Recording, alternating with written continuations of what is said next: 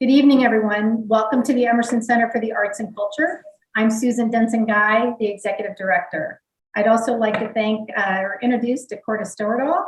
He's our theater manager and the behind-the-scenes guru for this evening. I don't think he has his camera on, but we can give him a wave for all that he's going to do for us this evening. And thank you, Emily, for joining us, for sharing your work with us, and for coming all the way from Hawaii. For everybody visiting virtually tonight, I've dropped a link in the chat. And if you're so inclined, please follow the link and share with us where you're visiting from this evening. Before we begin our program tonight, we'd like to pause. We'd like to pause to acknowledge that the Emerson Center for the Arts and Culture occupies the ancestral, traditional, and contemporary lands of the Cauga, Crow, Salish Kootenai, the Flathead, and the Cheyenne. We honor all of the indigenous caretakers of these lands, waters, and the elders who lived here before, the indigenous of today, and the generations to come. And at this time, we encourage you to follow the link that we've dropped in the chat and share with us the ancestral lands that you're joining us from this evening. Thanks to COVID, that stinker, we've hosted quite a few artist talks virtually. And that said, we ask for a little grace and latitude as we navigate this virtual forum. For the first time, in person and virtual simultaneously.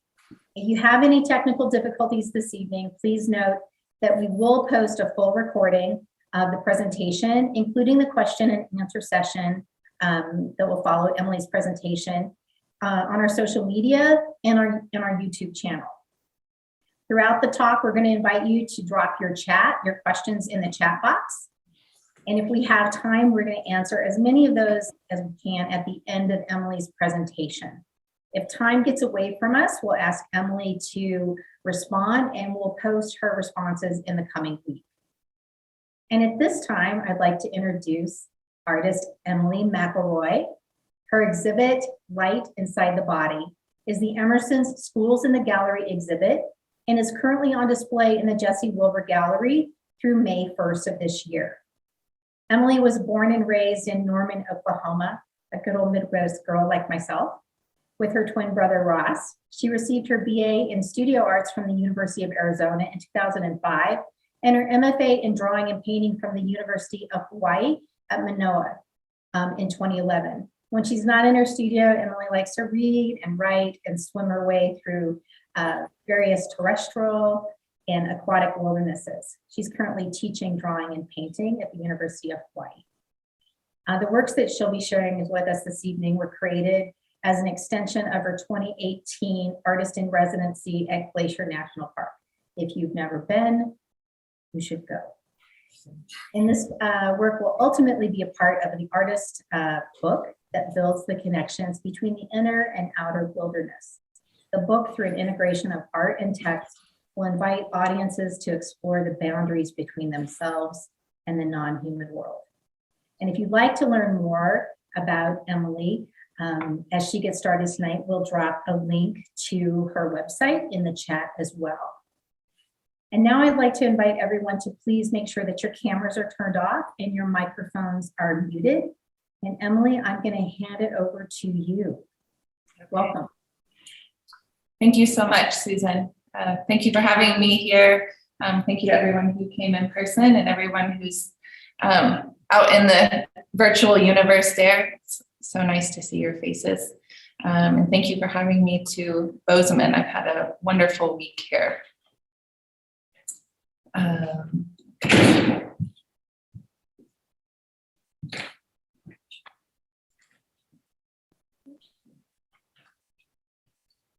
I'm trying to share my screen here. There's no sexy way to do that, so we'll just follow your cue. There you go. Are we good? Okay. So yeah, thank you so much, everyone, for coming to the exhibition. This is my first time talking about this body of work. It's all relatively new, created, starting just before the pandemic and up until a number of months ago. So I invite you to let me know where things might not feel clear or where you have questions as we move through the talk. I would love to hear that feedback. This is part of a larger project. All of the pieces here, there are 7, including the very large one behind me that you saw earlier. And this project, as Susan mentioned, is part of an extension of my residency at Glacier National Park in 2018. And my proposal for this project, which is very much in the research and development phase now, is to make a field guide or an artist book for the visitor centers at Glacier. I've found in my experiences with visiting public lands and national parks, there's a lot of guidance and a lot of literature and publications on how to navigate a place in terms of looking at the flora, looking at the fauna, looking at the geology, the natural history, but not so much about how we might engage with a place poetically or artistically or philosophically. So my hope was to kind of supplement some of that information with just some questions and ideas and activities and exercises for how we might engage with a place in a little bit deeper, a little bit different way. So this book, the working title for the book, which is not a book yet, it's just an idea, it's called The Hidden Meadow. And it's basically, as Susan mentioned, working to kind of break down boundaries between both our inner worlds, our interior kind of psycho-emotional spaces, and the outer world that we move through, the materiality, the physical world on a daily basis. And then also with other beings and entities, both animals and plants, and all the way down to rocks and water and elements and river, and how we might consider our relationships to those different things. So the book will be basically looking at things that are normally viewed as dualities. So one I just mentioned was maybe an inside world and an outside world. Where does an inside world end and an outside world begin? The two are always in a feedback or in a dialogue together. So looking at where I end and someone else begins. Where does my body end and an environment begin? What's the difference between an object and an event? Is a human being a thing? Is an animal a thing? Or is it a happening that is constantly evolving and interacting? How does the environment experience us versus us also experiencing the environment? So these works in the gallery currently this evening are kind of a first wave of works as I started to kind of chew on these ideas, these philosophical ideas. They're a little bit weighted toward one side of the spectrum. If I think a lot of times in terms of like 5 elements, the 5 elements of Chinese medicine and the different seasons and the different emotions and parts of the body that those represent. And just a little preface statement here, these works tend towards the maybe metal element or water element, which for people who aren't familiar is the autumn or winter elements. The emotions associated with these, it's a lot of grief. Autumn is coming at the end of the harvest. There's death, moving into winter, which is a little bit more inward, a little bit more quiet, governed by fear, but also calmness. Autumn would be grief, but also courage. So I definitely intend to kind of fill out this spectrum as I move through the creation of this book. And as all of you know, in the last couple of years, there have been some events that have come through that have been influential in all of our lives and how we're thinking about things. And so this work, as I mentioned, was created right at the beginning of the pandemic and also coincided with the first work that I've made since the death of my father, who passed away very suddenly right before the beginning of the pandemic. So all of this work is very much an intermingling of my personal narratives and my story, and also kind of larger universal experiences out in the world. I'm trying to move to the next slide here, but it's not wanting to go. Oh, I can use this. Okay. So I want to be, aware of everyone's time and respectful of that. So I'm going to try and move through fairly quickly and talk about these works, and then just leave time for people to ask questions where information feels like it needs a little bit more unpacking. So this piece here is called Feather Woman Wailing.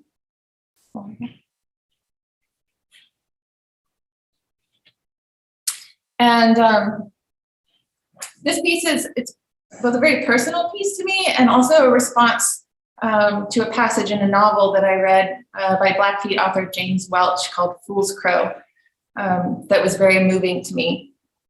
And in the passage, the protagonist, who's a Blackfeet warrior, Fool's Crow, the novel is set during the smallpox pandemic of the 1860s, 1870. And as Fool's Crow is watching his people die off, he goes on this vision quest to try and figure out how to save his people. And at some point in this quest, he basically wakes up inside the lodge of this woman, Feather Woman, who is a mythic figure in the Blackfeet stories. And Feather Woman was a maiden who fell asleep in the prairie grass, looking up at the sky, and fell in love with Morning Star as the morning star was coming up over the horizon. And she went back and she told her friends, I've fallen in love with Morning Star and I want to marry Morning Star. And they said, you can't marry Morning Star. He's a god. You're immortal. But she went down to the stream to gather water, and there was a young man there who was Morning Star. And he said that he had seen her looking up at him and wanted to bring her back to the sky country to be his wife. So they went back to the sky country, and they had a son, Star Boy, and she was living very happily. And she would go out during the days and dig up turnips, but was told that there was one giant turnip that she could never dig up. She was never supposed to dig this turnip up. And it was the plug between the sky country and the world below where she had come from. And of course, what does she do but go and dig up the giant turnip? And she gets banished back down to her people. She sees back down below and starts to have this conflict between where she is and where she came from. So she gets banished and exiled and loses both her husband and her child. And then shortly thereafter dies of sadness. So in this novel, Fool's Crow wakes up and hears this wailing sound. There's this kind of blue light and the sound of wailing geese. And he feels this sorrow spreading through his body and spreading through the lodge. And he moves through the forest and he sees Feather Woman right at dawn as the morning star is coming up, wailing as she's looking out over her family that she cannot get to. And I just thought this was the most beautiful image. And he's relating this to an image of himself as a young child, seeing these winter geese coming up over a lake, and he gets consumed by the sound of the geese. They're shrill, they're crying, there's the flapping wings, and he fears that he's going to go insane, that these geese have inhabited his body and are in his tissues, and he has to go to the medicine man and have them driven out. And so it's this beautiful kind of permeability between the body, the energy of the geese, past and present, material and immaterial. And this really resonated with me. Some of you I know a little bit about my personal story. Some of you don't. I lost my twin brother when we were 24, and my mother when I was 31, and my father just before the pandemic. So this feeling of having something in your body that's just revolting against a situation, or it's just overcome with sadness or with disorientation. And so the geese, I can advance here. In this piece, I just felt like I had this energy in my body that was deranged and crying out that I don't know where to go from here. I don't know how to process this. And what do I do with that energy? How do I drive that from my body to keep my sanity? So this is the flock of geese, and they're geese and they're not geese. They don't have eyes because they're more the energy of the geese than the geese themselves. And they have these abstracted respiratory tracts that are supposed to symbolize the sound of the geese as they're coming up off that lake. And I also want to point out, I think with this piece, the idea for me is I don't think that we can destroy any energy or once it's in existence, we can't destroy it, we can't get rid of it or exile it again, but how can we transform it? So perhaps there is a way for these geese who are excited in this commotion and don't know where to go. Is there a way to reorient them? Is there a way to take the whales and turn it into love song? Is there a way to give them eyes so that they can find a direction, that they have a place to go? How do we learn to live with them rather than try and just make them fly away? And if there's any, please, if there's any questions, as I'm kind of talking into just a void here, just so you know, I can't see any faces. I'm staring at a Post-it note of 2 eyes and a smiley face. So it's a little bit uncomfortable for me to be talking into this void. So any voices or questions are definitely more than welcome. Beautiful work. Thank you. Okay, and then this piece, I call this piece Insides and Outsides. If you're from the Montana area, you might recognize, even in their abstracted form, these stones, these brightly colored stones that are found at the bottom of Lake McDonald at Glacier National Park, which is where I spent a month. We were given a cabin right on the lake. And with this piece, sorry, one more drink of water here. It's drier here than in Hawaii. I have a lot of trouble sleeping.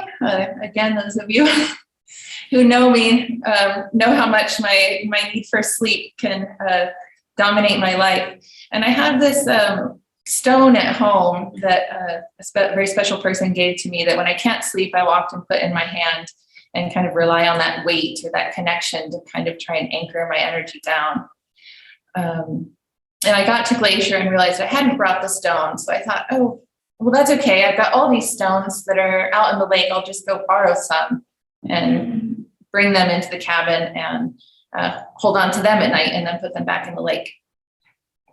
So I went out and I found these stones, and they're like, what's really amazing about the rocks in Glacier is the stones, they're like 1 billion years old. They've been thrust up through the younger rock in a way that I think only happens a couple of places on the planet. I know geologists come from all over the world to see this rock that's 1 billion years old resting on top of the younger rock. And all these stones have come down over millions and millions of years after being battered by glaciers and encrusted in ice, cracked open, thrown over waterfalls. It's a very rugged terrain, and somehow end up as these very smooth, beautiful bodies in the water.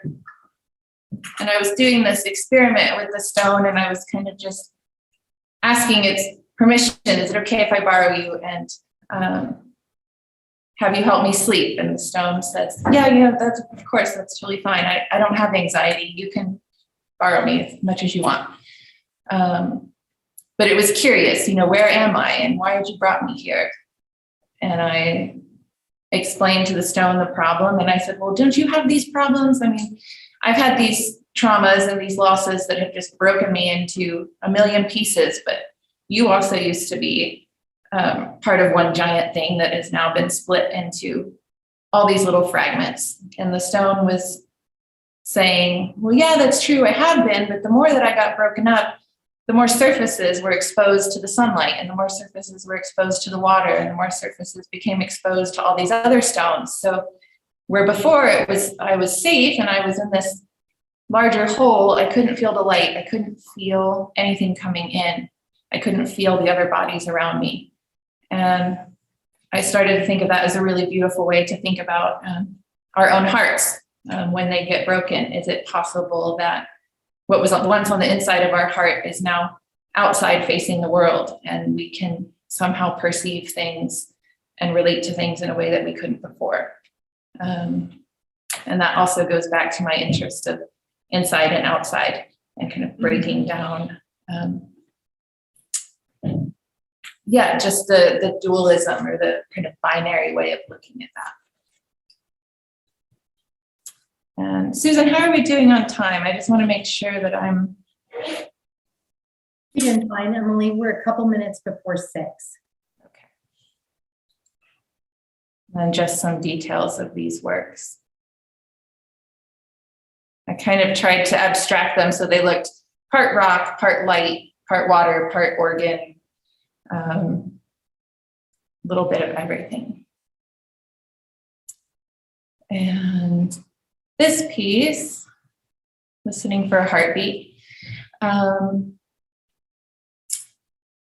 Oh, this one is a tricky one to talk about because it changed so many times as I was working on it. A lot of times that happens with pieces where they start out as one thing and become something else. And this one kind of just had its own narrative that it kind of ran away with.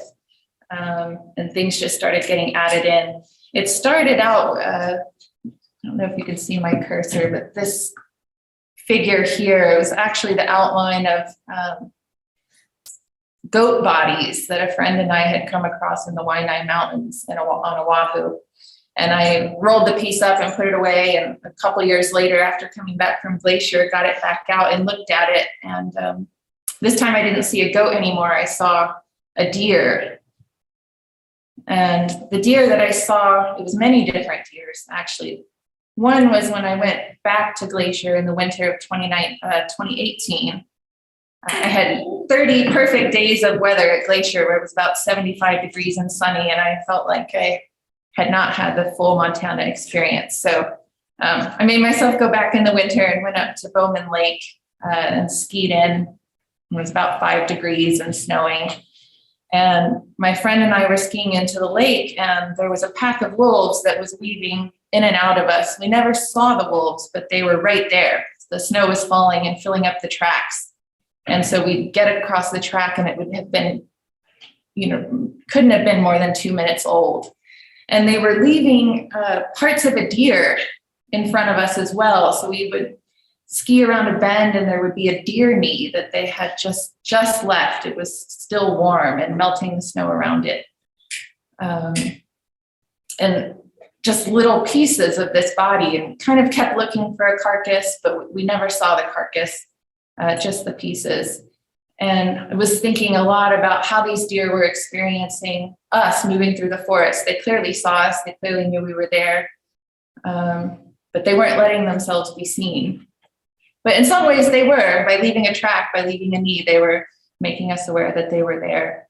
So I was thinking about this deer in the snow. And I was also thinking about a deer that I had seen, a mother deer standing over her fawn who had been hit by a car on the side of the road and was dead. And she was standing vigil over the deer, like she hadn't quite figured out what had happened and was waiting for it to come back to life. And just started to get really curious about how animals perceive death.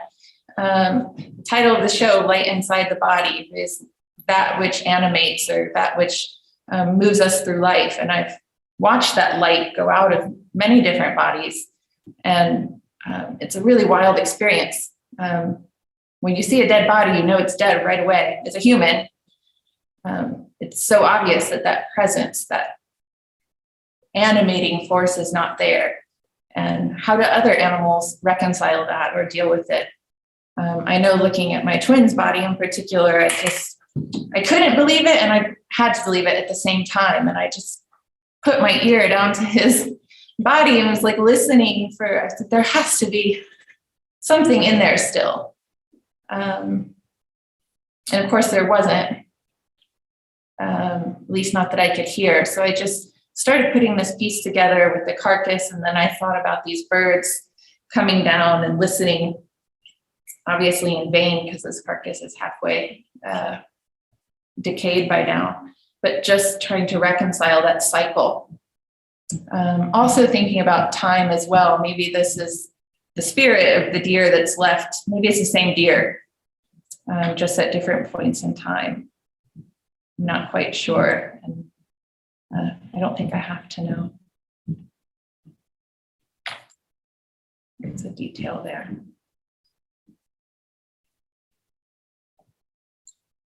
And I think, Susan, I have time for maybe one more work. Is that correct? We're just a little bit after 6, Emily. So 1 or 2, you're welcome to, you know, if you want to give just a little bit about some of them, and then go ahead and slowly make sure we scroll through everything. So at least we can capture Sure. it for the Got presentation. it. Yep. Okay. And yet, for anyone who's followed my work at all over the last number of years, this work is quite different. It's quite figurative, a lot less abstract. These animal energies really just kind of came in and grabbed me at the beginning of 2020, and they needed somewhere to go. So this was actually the first piece I made after my father passed, and each loss that I've had has affected me in very different ways, and my twin probably being the most profound. But there was something about losing the last of my immediate family that really left me thinking about ancestral relationships and what family is, and how do I move through a world in which that immediate family is no longer inhabiting their human bodies. And I've always felt a very strong connection to the non-human world and to animals. And I guess a lot of this is looking back at what my unconscious was maybe doing, but I think I was really looking to this elk energy as a father, as kind of a masculine, very grounded, stable energy. And I know that it might look a little scary or a little angry with some feedback I've gotten, but I wasn't thinking about that when I made it. To me, it just felt very raw, and the lineage being visible on a very material and hopefully spiritual level as well. I guess this whole series is kind of thinking about animal energies and ancestors, and how are we connected to those as well as our human family. And there's a term that I appropriate for this body of work called Oddkin, Oddkin. And the term is actually introduced by Donna Haraway, who was a professor of consciousness studies at UC Santa Barbara. And I have a quote from here that I really like, but she says, kin is a wild category that all sorts of people do their best to domesticate. To whom is one actually responsible? And I'm paraphrasing a little bit here. Who lives and dies and how? What shape is kinship? Where and whom do its lines connect and disconnect? And so what? And she talks about kinship as being a choice, and being able to extend our sense of self and family to include all living things, and even earth, water, light, words, anything in existence. And I just think that's a beautiful way of thinking about our relationship to everything that we encounter and engage with. If everything is my family, if everything is my ancestor, because everything that led up to this point was here before me, personally, that gives me a feeling of great comfort and connectedness and humility. So that's what these works, I think, are all trying to point to.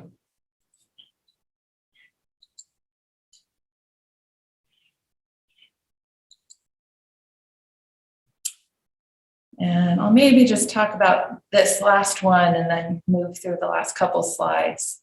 This one is called Wolf Mom. These are very straightforward titles, not as poetic as I sometimes get. And I think it's because they simply are these embodiments of archetypal energies. And with the wolf, I was, I don't know if you can see the twin babies in here. There's a little bit of the Romulus and Remus reference of the mythology of the wolf nursing the twins who then founded the city of Rome. But for me, I was really thinking about masculine and feminine energies. And there's a lot of ways I know to conceive of masculine and feminine, yin and yang energy space. And I think these are all useful tools for framing it. But for me, I was really thinking about the wolf mother as having that internal nurturing womb space, and then also having the very protective kind of warrior facing out to the world, holding space for that energy as well. And so looking back at this, I just went down to my studio and made it in like 7 days, which is unheard of for me. I usually spend years on pieces. But I think I was really just trying to figure out how can I bring my whole family into one integrated whole. I'm standing on the other side of all three of them, but yet here in this creature, I can have father, I can have mother, I can have twin. So that's what she is for me.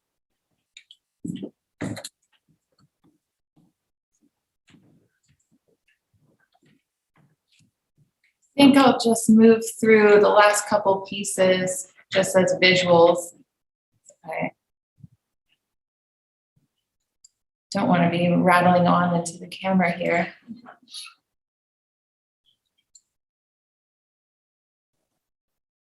You're doing great, Emily. As you click through the last few images, why don't I go ahead and give you a question from Helen. And she wanted to know if the stone helped you sleep when you were in Glacier. Mm-hmm. Yeah, they did. Yeah, and it wasn't just one. The body of work I did before this were actually prayers. They're called The Lilies How They Grow, and you can see them on my website if anyone's interested. But I was very interested in the idea of prayer and moving through the world in a space of prayer and what that would look like.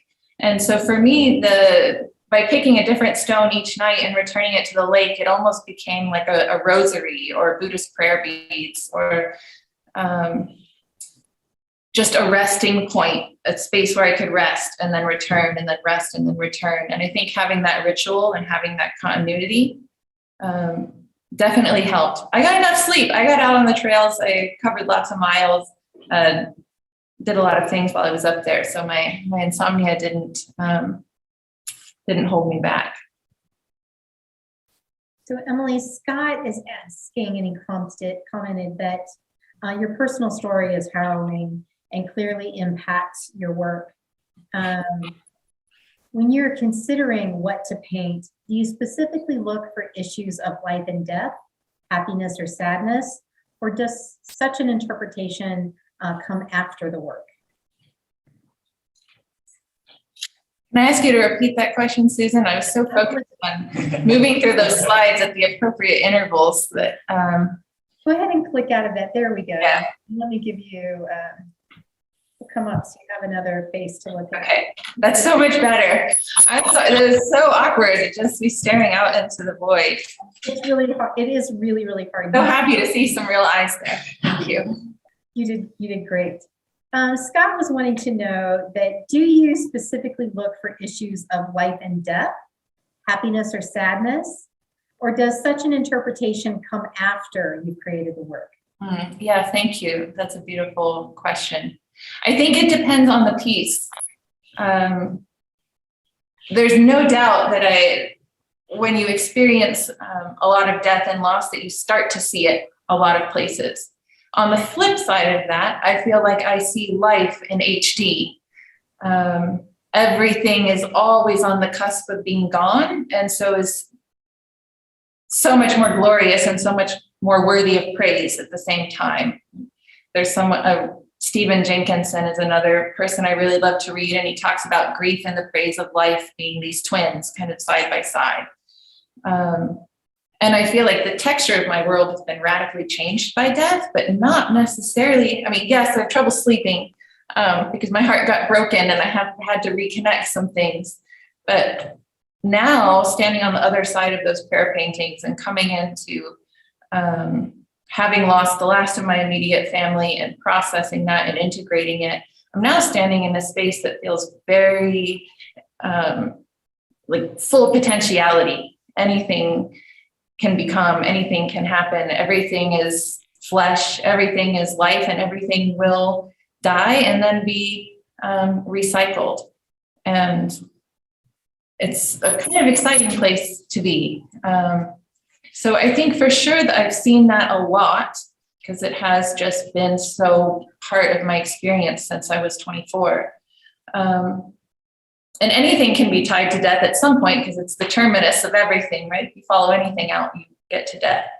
But but then you also have to have light, right? And that's also the whole point of the book, is to break down those boundaries, right? So what is the space in between those, or where do they meet again? And sometimes, like with some of these pieces, I just see something or feel something and I go down and I just have to start them, and then I stand back and I'm like, oh, okay, that's what I did. Or I interpret it one way and then I have a therapy session 3 years later and I'm like, oh, actually, okay, no, that was something totally different. I was still defending against the real meaning of that. And then other times I have a little bit more sense of what's happening. Cool. Interesting. So Emily, Bob and Jackie Rath are asking, do you use the technique of erasure as much while creating this body of work? Oh, did I? Is that the question? No, Yeah. The question was, did you use the technique of erasure as much while creating this body of work? Yeah, thank you for that question, because I know that was part of my statement. Some of the works on raw paper, like the Geese, don't have much erasure. That's pretty much you just start and you go. It's raw paper. You can't erase the acrylic ink. You can't really erase the pastel. And this is a very new, quicker way of working for me. The pieces like the deer carcass or the stones is the process that I developed more during grad school and in the past, where it's heavily gessoed. So you have an acrylic primer. It's all sanded down with sanding sponges. So you almost have this skin. And then I'm working equally, taking out with sanding paper or sanding sponges and adding back in with paint. So on a few of these pieces, if you were to look at them, 2 weeks in, there were whole extra bodies of goats that are no longer there. And then the goats became deer, and it was very green and Hawaii colors, and then it became snow. So in those cases, yeah, erasure is equally as important as the additive process. With the quicker works, most of the animals, it's just additive. It's not a lot of moving backwards. So Emily, when you said quicker works, I know you mentioned that you work on some of your pieces for years. For you, what is a quick work? I heard 7 days. Is that like the shortest amount of time? That's super quick. The Geese were quick for me. They were maybe 3 months, where the last large bird piece I did using the other process took me 2 years. But this time I felt like I've got these whaling geese and they're tormenting me and I need to move them out, but I don't want to be with whaling geese for 3 years. I want to be with whaling geese for a few weeks and then move on. So how can I get that out and not have to stay with that for I don't want to limit my own spiritual peace by committing myself to something that's just tortuous. All right, I want to invite anyone, if you have any other questions for Emily, to please continue to drop them in the chat.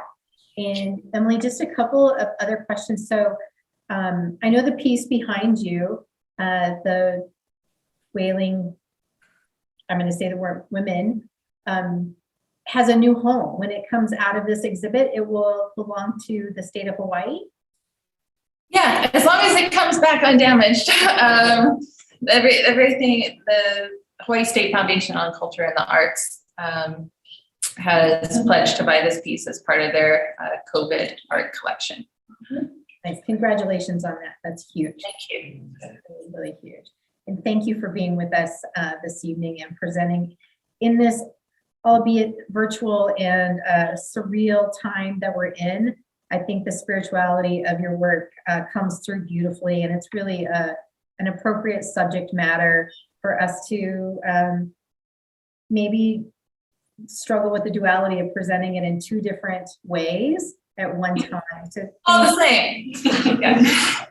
Thanks for your grace and attitude with us as we work through this as well. And with that, I'd like to thank everybody for coming this evening. I'm not seeing any other questions in the chat.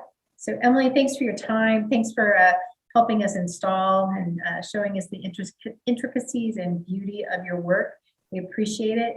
We invite everybody that is able to come to the Emerson and visit the Jesse Wilbur Gallery to see your work in person. It's stunning and it fills the room just beautifully. So thank you for that. Thank you everybody for coming and being a part of tonight. It was great to see you. virtually and in the gallery. So everybody, thanks so much, and we hope you have a great evening and rest of your weekend.